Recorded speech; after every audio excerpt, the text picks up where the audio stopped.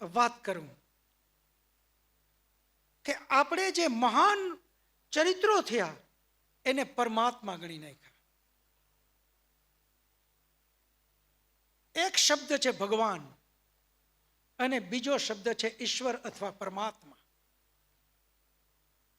ભગવાનનો અર્થ અલગ છે. 6 પ્રકારના ભગ કીધા છે. ઐશ્વર્ય, શ્રી, વીરતા, ધર્મ, યશ અને વૈરાગ્ય. આ 6 પ્રકારના જે ભગ છે એ જેના જીવનમાં હોય એને ભગવાન કહેવાય. પહેલું ઐશ્વર્ય. જેના જીવનની અંદરમાં ઐશ્વર્ય હોય, અંદરથી એટલું બધું તેજ હોય કે એને જોઈને જ આપણે એમ થાય કે આ તો કોઈ મહાન વિભૂતિ છે. એની પાસે વિશ્વના સામ્રાજ્ય જેવું સામ્રાજ્ય હોય એટલું એનામાં બળ હોય. દરેક પ્રકારનું ઐશ્વર્ય જે વ્યક્તિમાં છે. બીજું શ્રી, ધન વૈભવ હોય જેની પાસે ખૂબ, એ શ્રી. ત્રીજું વીરતા, વીર્ય, જેની અંદરમાં વીરતા બારોબાર ભરેલી છે, શૌર્ય, પરાક્રમ, એનાથી પોતાનું જીવન ઉન્નત છે, એ ત્રીજો ગુણ. ત્રીજો, પછી ચોથો ધર્મ. આટલું હોય અને જો ધર્મ ના હોય તો એ પૂરા સંસારને તકલીફ આપે.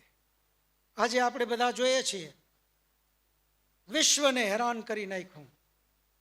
એની પાસે બધું જ છે, માત્ર એક ધર્મ નથી.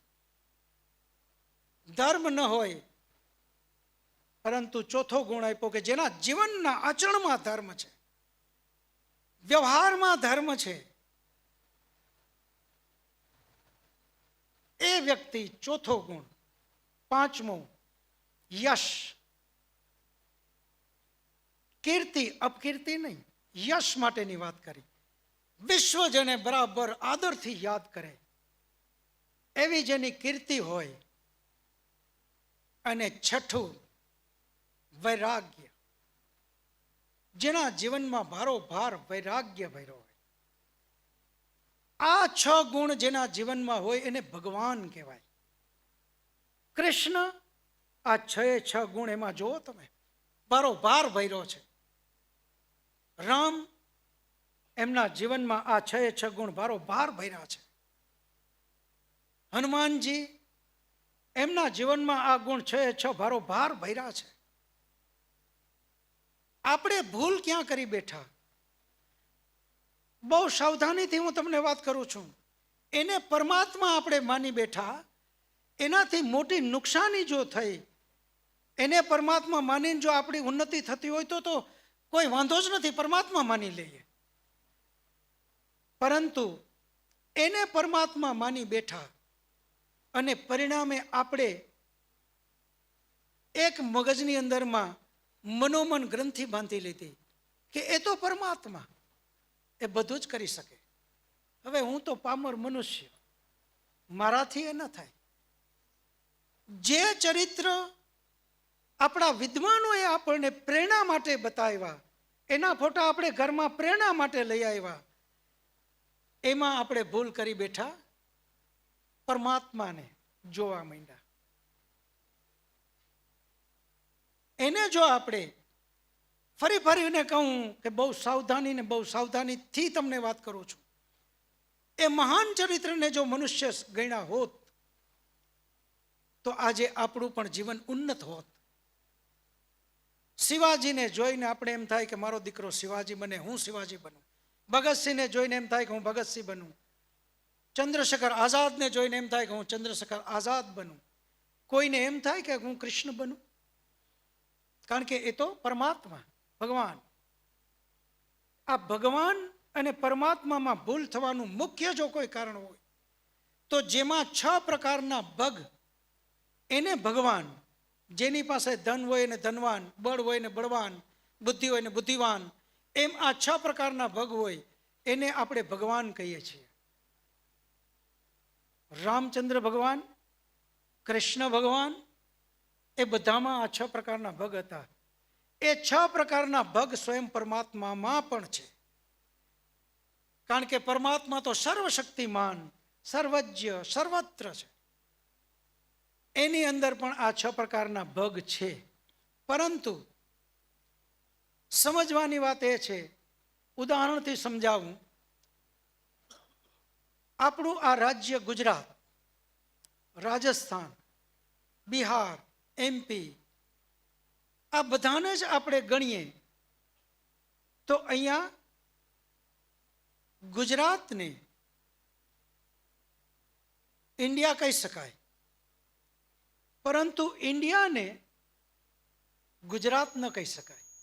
કારણ કે ગુજરાત સિવાય ઇન્ડિયાની અંદરમાં બીજું ઘણું બધું વધારે છે. રાજસ્થાનને ભારત કહી શકાય, પરંતુ રાજસ્થાન પૂરા ભારત માટે ન કહી શકાય. કારણ કે રાજસ્થાન સિવાય ભારતમાં બીજું ઘણું બધું વધારે છે.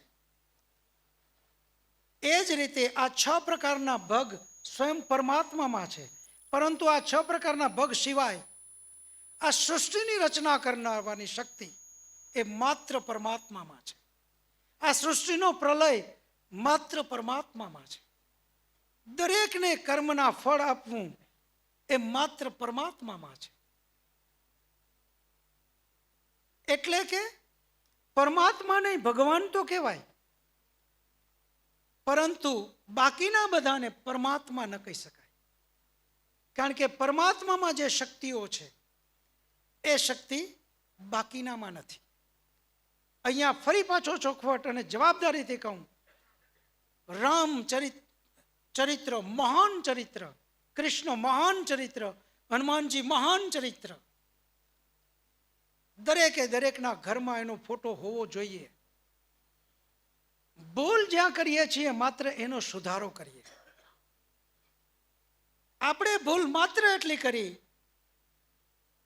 કે હનુમાનજીના ફોટાને પકડી લીધો, રામના ફોટાને પકડી લીધો, મૂર્તિને પકડી લીધી, કૃષ્ણના મૂર્તિને અથવા ફોટાને પકડી લીધો.